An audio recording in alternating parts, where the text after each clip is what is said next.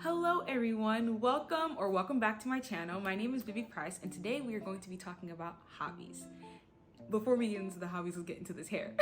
We have to get into the hair. Not me dropping a hair video last week and then getting my hair done. Got my hair done. Let's just get into it really quick. I will drop the timestamp for you to see whenever we get into the video. But let's talk about the hair. The hair. Look at my hair. Look at my freaking hair, guys. Insane. My electrician did her thing. She ate down this hairstyle. Anyway, let's talk about hobbies today. In my younger days, my younger self was very driven, focused on the future, and didn't really dabble in anything. I didn't really do anything outside of whatever I really had to do. In high school, I was involved in a couple of clubs here and there, but realistically, my scope of understanding or my interests were very narrow. That's literally what it was. When I got to middle school, I was focused on high school. When I got to high school, I was focused on college. And when I got to college, I'm focused on career or whatever the next thing was. I was kind of rushing my younger years, which narrowed my interests even more. All of my interests never had any substance to them. And because they never had any real substance to them, I realized by the time I graduated college, I was like, wow, I did this and this and this and that, and I don't have any hobbies. And I just really didn't like that. Deep down, I was like, why don't I have any hobbies? Why don't I have anything that I just like to do in my pastime? I have nothing at all. There's nothing that I like to do in my pastime. So because I really didn't feel like I had any hobbies, I didn't really feel like I needed to do anything about it. And my younger self was not really focused on having hobbies. It was like, okay, what's the next thing? How do we get from one thing to the next thing? As I aged, I realized that having hobbies is very important. I watched this video here by Adela, and her video was explaining like the way hobbies can affect your life in a positive way and what hobbies really are and what they should mean to you. And in that video, I really became a little bit more introspective with myself. I was like, wow, I'm not the only one that doesn't have any hobbies. I'm not the only one that's probably facing the same thing or trying to understand more about myself to create hobbies for myself now that I'm an adult, right?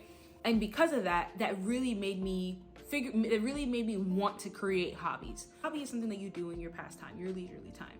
And in your 20s, especially your younger 20s, when you're trying to navigate the world around you and you're also feeling like you're being pushed and rushed into things the way that other people are doing it, you're comparing yourself and you're feeling behind, the free time that we feel like we have becomes less and less. It feels like we don't have any free time, especially in your younger 20s, right? So what I learned about myself is I used to always say in my younger 20s, oh, I don't have the time. I don't have any time to do this. I don't have any time to try to experience new things or learn about anything new to create any hobbies. But then I would scroll on Instagram or watch YouTube videos for hours.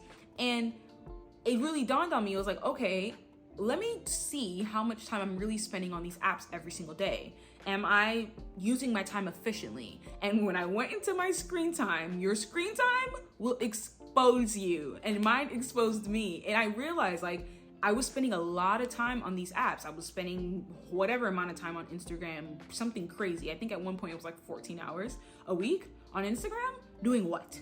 Like, what are you doing? And then same thing for YouTube. I'd be watching YouTube videos for hours, so like 10, 12, 13, 14 hours on these apps every week. And then it dawned on me like, oh, you do have time. The time that you're spending on these apps is the time that you could be spending nurturing the interest that you have to create hobbies. Speaking of creating hobbies, how does one create a hobby? In my opinion, what I feel like is a good way to create a hobby is to figure out what you're interested in. Let's lay out all of your interests. So for example, let's say one of your interests is having meaningful conversations. If you like having meaningful conversations, then how do you expand on that interest? Well, I think a good way to expand on that interest is finding things that are in a similar category of having meaningful conversations and then trying those things out. So two things that I think are in the same category of that are reading and writing. If you like meaningful conversations, reading and writing can be two things that you can do to broaden your horizon of your original interest. And that can also help you have better meaningful conversations, which amplifies your interests altogether. After I figured out what my interests were, the next thing that I would do is analyze how can I not only broaden those interests, how can I find other things that are in the same category of my interest that I'd be open to doing. So to the original example that I was giving, one that I think could be something that you could be open to doing would be a book club. Now, reading and writing are the two things that you can expand on meaningful conversations, and then a book club would be something that you would engage in because it's a little bit out of your comfort zone. Being more open to doing things that are a little bit out of your comfort zone, I think would be a really good starting point to creating the hobby. The hobby itself is not just gonna come to you, okay, I'm interested in this and I do this and then whatever, let's see where this goes. No, you have to be a little bit more open and willing to do more things or different things that do push you a little bit past your comfort zone, because who knows? What if the book club becomes the hobby? You love meaningful conversations, you started to read and write, and now you're in a book club and you actually enjoy the book club. That becomes the hobby. That's where I think could be a good starting point. After you analyze your interests, after you figure out what you like, you try to go a little bit out of your comfort zone to figure out what are the things that can still nurture the original interest. The last thing that I think somebody can do, well, what I did, is to now actually do the thing that you're interested in. Do them in your free time. Like I said earlier, your screen time tells you how much time you're spending on your device and what you're doing and where you're spending your most time. Maybe you take an hour out of that Instagram time, that YouTube time, like myself, I'm talking about me, like myself, to do other things that help make you feel like you have hobbies, make you actually create the hobbies that you're wanting to have. That's what I think is the last step. Go out and do it. Go out and try and see what are the hobbies that do come to you. Whether it's a book club, whether it's a cycling class, whether it's event planning.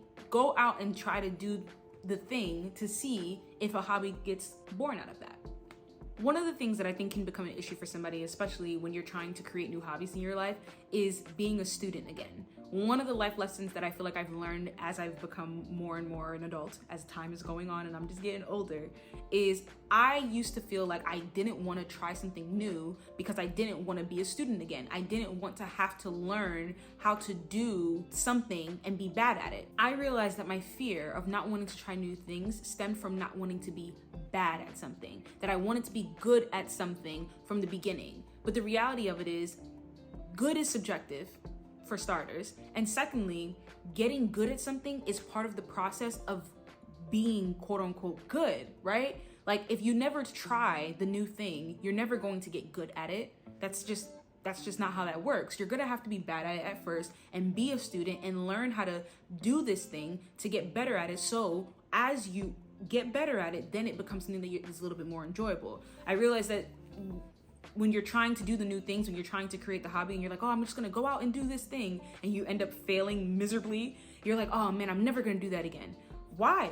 Do it again. You're not gonna be good at it the first time. Nobody gets on a bike and just knows how to ride off rip. Like that's just not how that works. You have to keep trying. So as you try and you get better with incremental growth, it's gonna become something that you probably enjoy. The bike rider who enjoyed riding bikes, did they get on the bike and know how to ride the bike immediately? Probably not. So even if getting out of your comfort zone a little bit on the last tip that I gave to try to create the hobby kind of scares you, just be aware that doing the thing and getting good at it is part of the process of creating the hobby as well.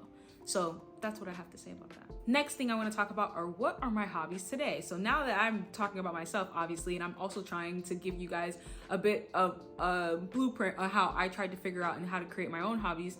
Right now, I'm still figuring it out, guys. Like I'm still trying to figure out what my hobbies are, but I do think that currently it would be content. I feel like creating content has been something that is a bit of a hobby of mine right now because I am doing it kind of in my spare time, and I'm also trying to get good at it. Like every video is about getting better and getting good at something, incrementally growing in this space so I can get better at it and better at it and better at it, which has now been, you know, a bit of a hobby of mine. So that's where I'm currently at, where hobbies are concerned. And I honestly feel like having hobbies are so important. Like I referenced in that video, there are so many things that can be beneficial to your life when you do have a hobby, and having something you just enjoy doing just to do it. And I do think it does help your quality of life.